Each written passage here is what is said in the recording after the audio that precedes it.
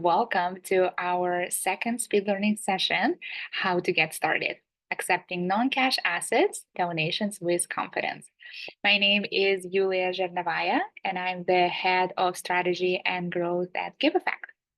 GiveEffect is a nonprofit a software platform built for nonprofits, specifically for those who are tired of using separate systems for donation, event, CRM, volunteer management, marketing, you name it, and want to have everything in one place to really understand who your supporters are, to build stronger relationships, to raise more funds, achieve financial growth and stability, and get a better result.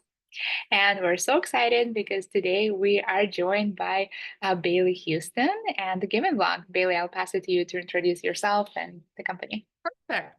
Thank you so much for having me. I'm super excited to be on this session today. So like Yulia mentioned, my name is Bailey Houston. I am the integrations manager here at the Giving Block. So a little bit about kind of the Giving Block and what we do. We work with nonprofits to help them not only accept, but actively fundraise non-cash assets. So crypto, stock, donor advised funds, really working with nonprofits throughout the whole process of figuring out how you can tap into this donor demographic to make a really big impact with your nonprofit. So at the Giving Block, I primarily work with our partners like GiveEffect on different integrations that we have to integrate crypto and stock into whatever different kind of fundraising platforms you might use, as well as do some co-marketing just to kind of share with other audiences the great benefits that are out there for accepting non-cash assets. So I'm really excited for today. I think we have some great content to go through, and I'm excited to kind of hear where everyone here is at in kind of non-cash asset journey themselves.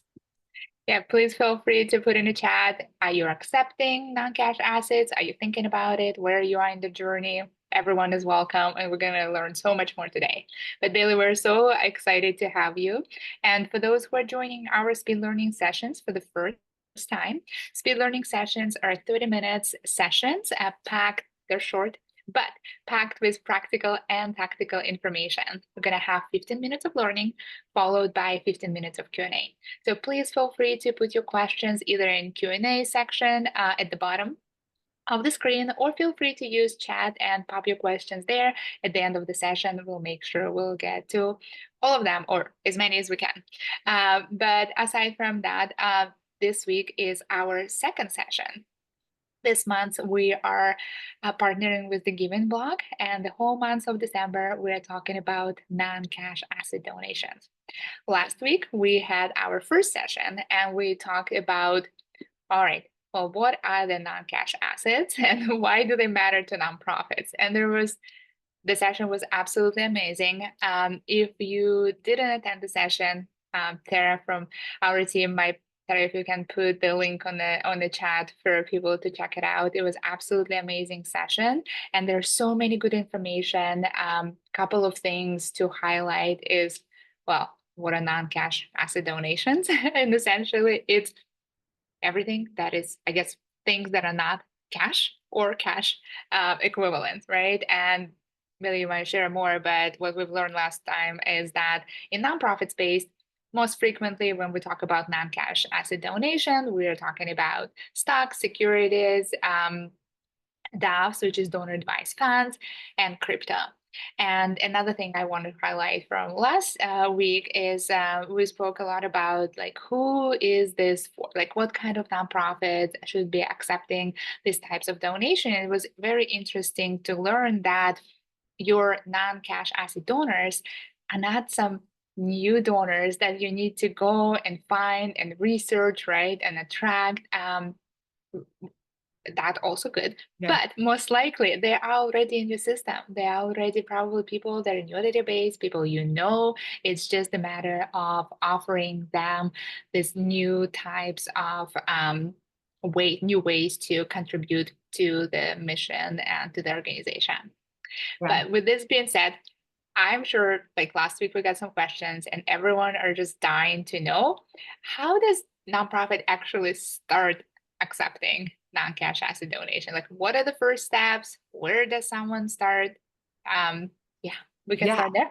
Yeah, that's a great question. And I would love to know too, just from kind of everyone that is on this session, if you want to throw in the chat, if you are accepting non-cash assets donations at all, if it's something that you're thinking about doing, I think that would be really helpful to kind of hear where everyone is at, if it's still something that you may be talking about in your organization. But I think that's a huge question that we get pretty often from nonprofits is, okay, I see the value of accepting crypto and stock. We have maybe donors who are interested, or we want to expand our donor base, but how do we get started doing it? The first thing that I will say is that you do not have to be an expert in crypto and stock in order to accept it.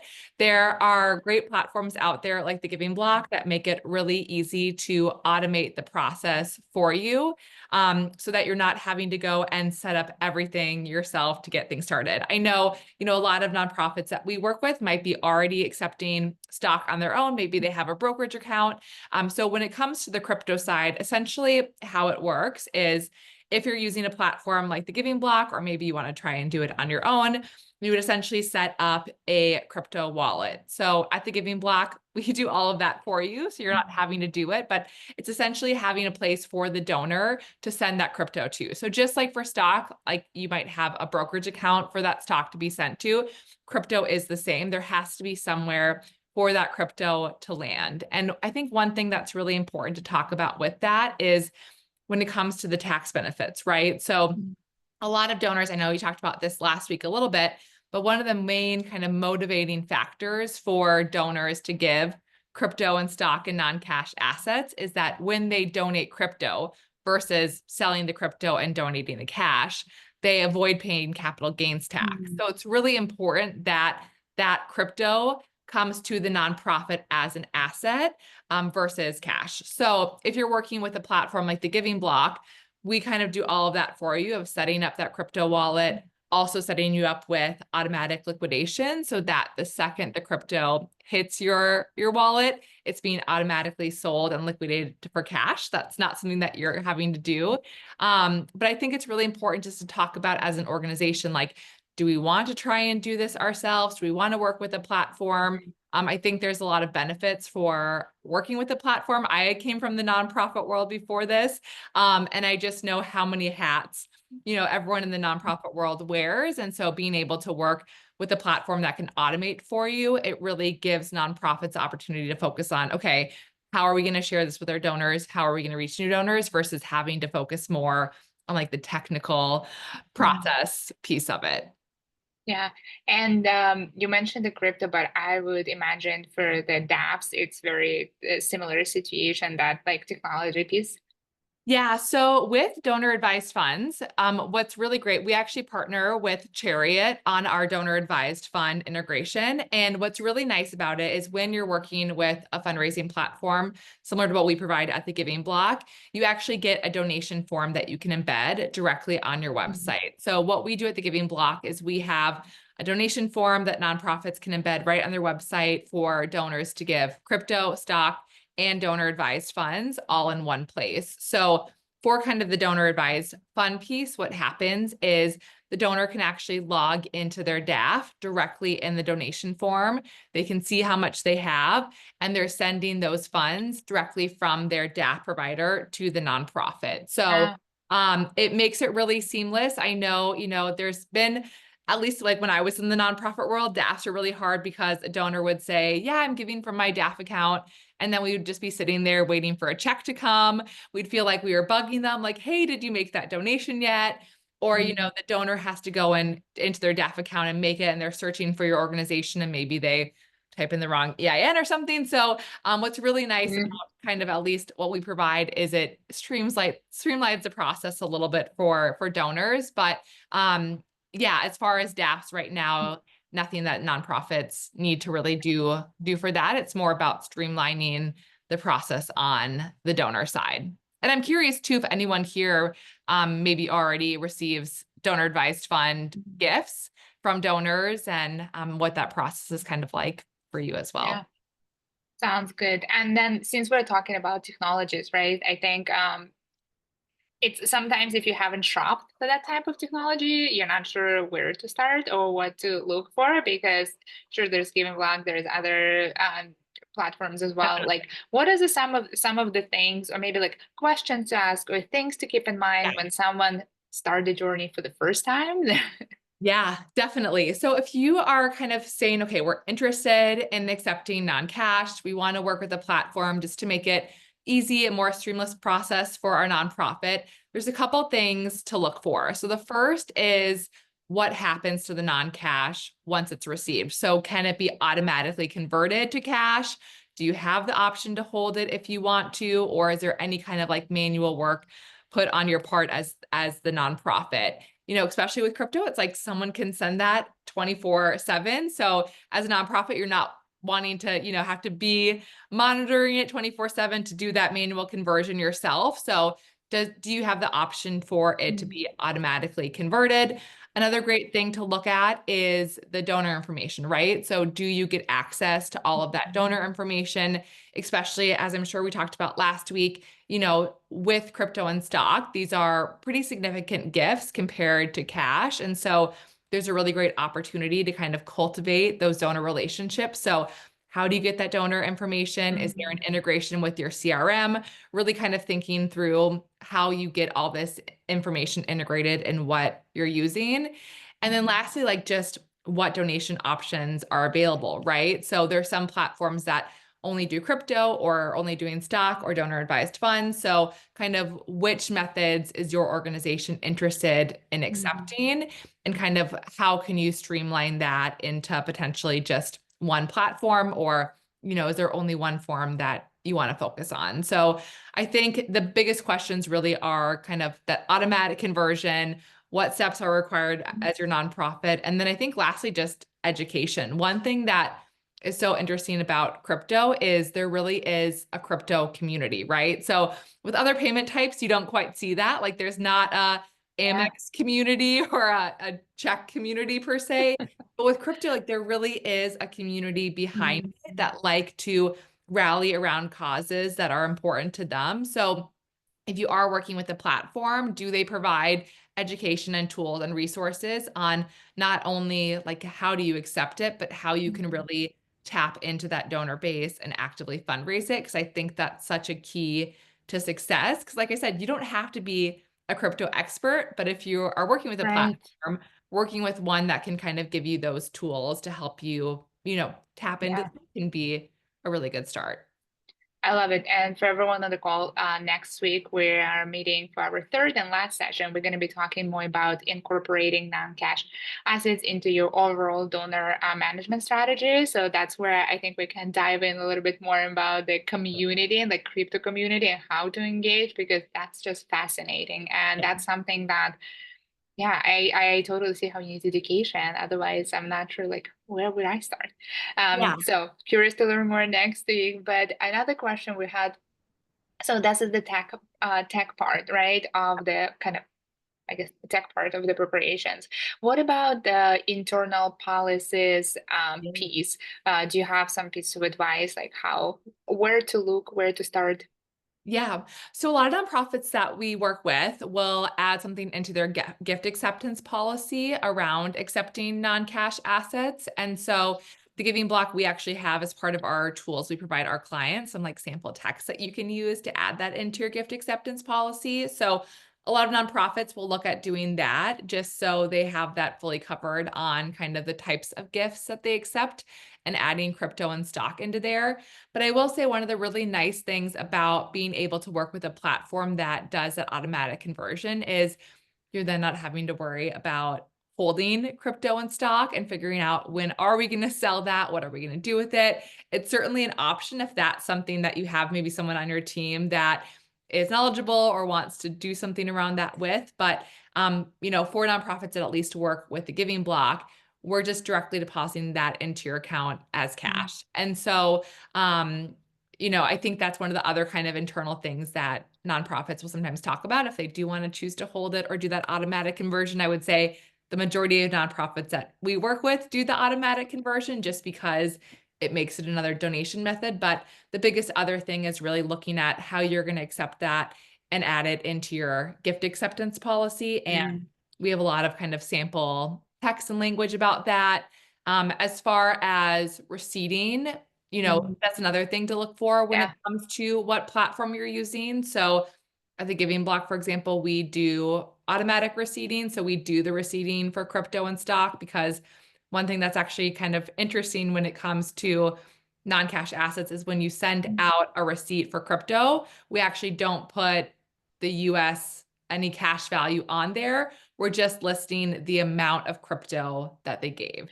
So it'd be the same Interesting. thing as like if someone gave your organization a car or real estate or a piece of artwork, right? Ah, You're listing the type of property they gave, and then it's kind of actually in-kind donation in the sense that. exactly. And then it's on the donor to get that appraised and valued for their tax purposes. So those are one of the, kind of the nuances around crypto where it can be really nice working with a platform is, in our receipting, let's say someone gives 1 Bitcoin. Right now it's just over 100K. In the receipt, we would just list 1 Bitcoin. We wouldn't list what we ended up, the nonprofit ended up getting in terms of cash. But that's a really important distinction, because that's what allows the donor to, not have to pay capital gains tax on it. It's just then on them to get it appraised. So same with stock. We would include like 3 shares of Apple, right? Versus what the valuation is. And then the Right, donor right. has to get that appraised for their tax purposes. Oh, that's so interesting.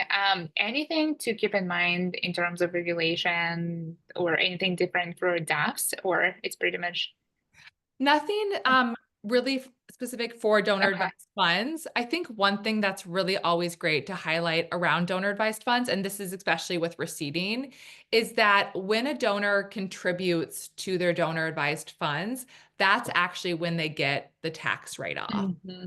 So when someone gives to a nonprofit from their donor advised fund account, you do not send them a tax receipt, because they've Thank you. already gotten that tax deduction, right?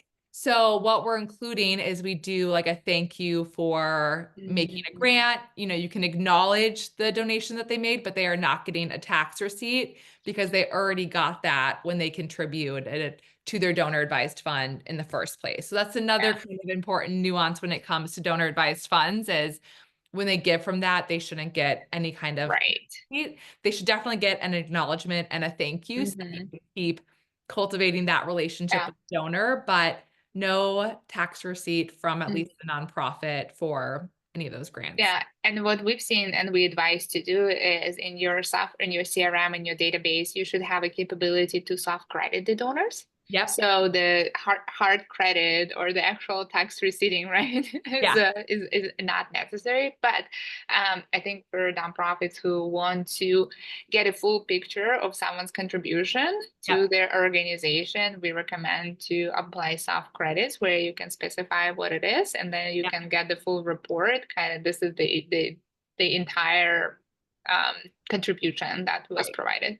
Right. You can see their whole history of giving, while also kind of tailoring to the types of methods that they're giving and whatnot. So yeah, that's great that you guys have that, because that's a big thing too with nonprofits. It's like you really need to keep cultivating those relationships, especially with, major donors, but also want to make sure that you're compliant on the receipting and how it's all being tracked. And I think there is some misunderstanding. I'm glad we're talking about it, because I certainly had a conversation when there are organizations who are hard credit donors, and we don't want that's not. But that's also like why DAFs are such an amazing thing to really tap into as nonprofits, because any money that a donor puts into a DAF, that is designated for charitable giving. Like that money can't be moved, it can't be taken out. They've already gotten their tax receipts for it.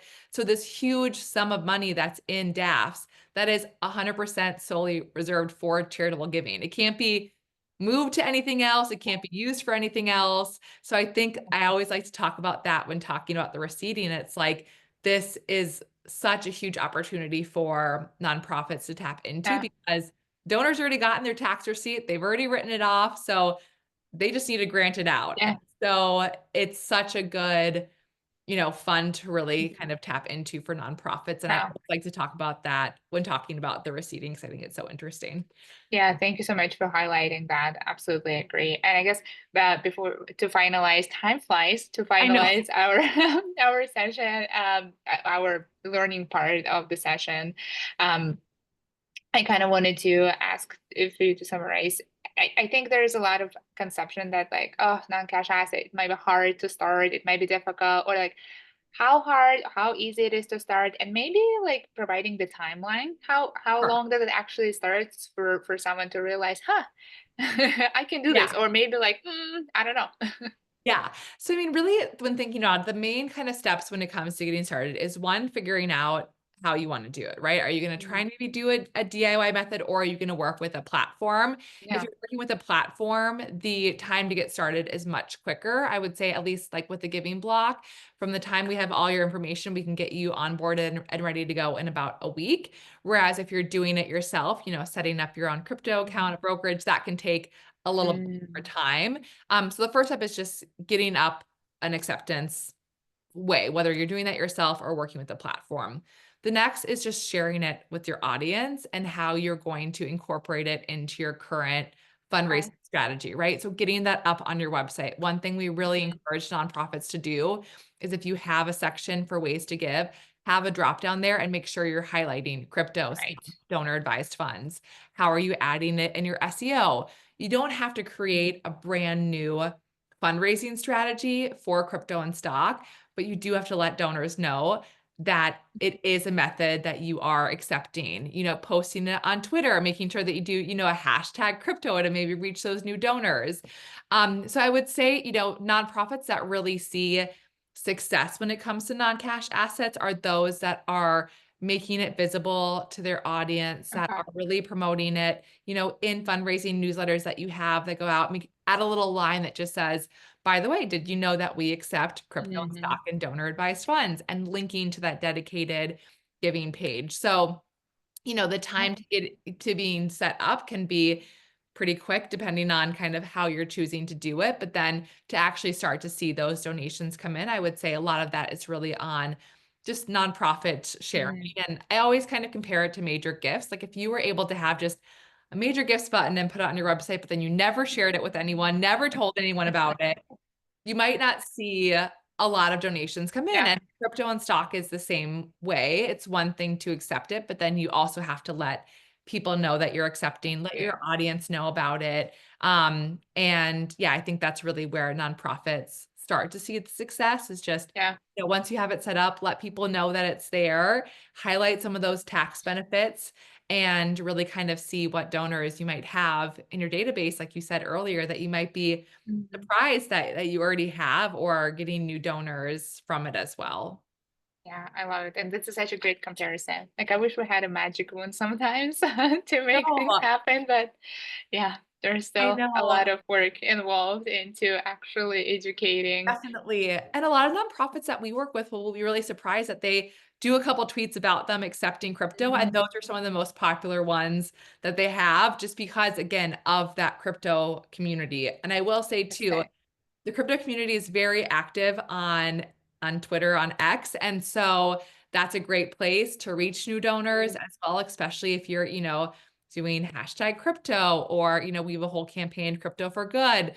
It's a really great way to engage with new donors, and especially those donor communities that maybe have certain causes that are really important to them. So yeah, a lot of nonprofits that we Makes have, sense. they'll do like a press release or a tweet that they're accepting crypto, and that's like the most popular or most liked one that they've had, Oh, you know, wow. in Okay. the year. So there's a lot of great opportunity there for reaching those no new donors as well when you're sharing out that you're accepting. Yeah. Well, we're definitely gonna go into details of that next week as Yes. well. But we do have a couple of questions. I want to Um, make sure that we respond to them as well. For anyone attending live, if you have any additional questions, please feel free to pop them in the chat or in the Q&A session. But we do get a couple of questions that I wanted to go over Awesome. here. All right. So, let's see. Oh, actually, well, you kind of responded to this question, but I still get it. How can Okay. nonprofit-led donors know that Yeah. they accept cash donation? I guess if you summarize emails, right, Twitter, anything else? Yeah, I would say, I mean, the biggest thing is really having that dedicated page on your website. Okay. So if you have a drop down that has way to give, it's making sure that one of those says donate crypto, adding it into your SEO. But yeah, then just and kind of basically any ask that you're putting out there for donors, just add a line saying, by the way, did you know that we're accepting Mm, crypto stock donor advised funds? And then link to that method of giving. So if you're working with a platform like the Giving Block, linking to that form, maybe you have a QR code in there that they can scan to get directly to the place to give. But, especially for those organizations that are really just getting started, just, any kind of fundraising ask that you put out there, add a line about it. Another great thing, which I'm sure we'll talk about next week, is maybe look at your donor base and look at, mhm. who might have crypto, kind of matching that up with kind of the app Yeah. crypto donor demographics. And maybe you do a targeted email to those donors saying, hey, we're so excited to announce Mhm. that we're accepting crypto now. Did you know about all the great benefits of donating it to charity? We get more, you get a write off more, no capital gains tax, really kind of Yeah. highlighting some of those benefits. But yeah, I would say, you don't have to go out from the gate creating a whole brand new strategy Mhm. around crypto for nonprofits really getting started. It's thinking about how can we incorporate it into what we're already doing and then build on it from there. So I don't want it to seem overwhelming. Like if we're going to do it, we have to come up with this whole new strategy and whatnot. That's definitely not the case. But I think as you get started, a lot of nonprofits, once they start to see success, will build that Mm. out and grow that out more. And there's quite a few different nonprofits that we work with that now have like crypto philanthropy teams that work specifically on this. Wow. There's one UK nonprofit that we're partnering with that's doing all of their fundraising for the London Marathon solely with crypto. So I think especially, Wow. as you start to see success with it, then nonprofits will, kind of begin to build it out more. But from the jump when you're just getting started, you know, I think that's a great place That's to get. fantastic. And we have just a couple of minutes, but I heard that December is a big month for crypto donation. Is that true? It is true. So it's really big for crypto and stock, Mhm. especially just because of the end of the year with tax seasons, right? So especially as it comes to December and donors are trying to look at, their upcoming taxes for the next year and maybe how they want to give. A lot of donors really look at what's the most incentivized way to give. And so, especially Mhm. with crypto and stock, of not having to pay those capital gains tax, but also potentially having more to give to the charity, it's a huge time that we see for crypto and stock, especially. One stat I always like to talk about is 86% of charitable donations are made with cash, but 89% of wealth is held in non-cash That's assets. right. So, especially for nonprofits that are offering crypto and stock, you're giving your donors another tool to give with assets that they have more to give from, right? And so I think it's really Mm. interesting to see kind of how that volume grows when you give them different methods. But yes, to answer your question, December is a great time for crypto and stock. And we even see in January and February Mm. as well that kind of continue. But December is definitely the highest volume as people get in those last minute donations before year end. That's amazing. Well, that's why we had our speed learning session in December, Yes, so we can perfect give some timing. last minute education to everyone pursuing the strategy. But we are on time. I wanted to say thank you to Bailey, to you, and for everyone who attended our session, for all the questions. It was so much learning again. We are so excited for this series. And next week, we're going to have same day, same time, we're going to have our last session, which is kind of bringing it all together. We're going to talk about incorporating your non-cash assets donation into your donor management strategy. So I think, Tara, thank you for putting a link right there. We are so excited to continue the conversation. And Bailey, thanks so much for joining us today. Awesome. Thank you for having me. It's so great to be here and excited for next week. Thank you so much. And also, we have a link to Bailey's information and mine for LinkedIn. If anyone wants to connect with us, please let's connect on LinkedIn. But also, if you want to connect with Bailey, there's a link to connect with her for a meeting as well. And once you hop from the call, there is going to be 2-question survey. It's very short, but it will give us some feedback. So thank you so much again, everyone, and we'll see you next week. Awesome. Bye. All right, bye.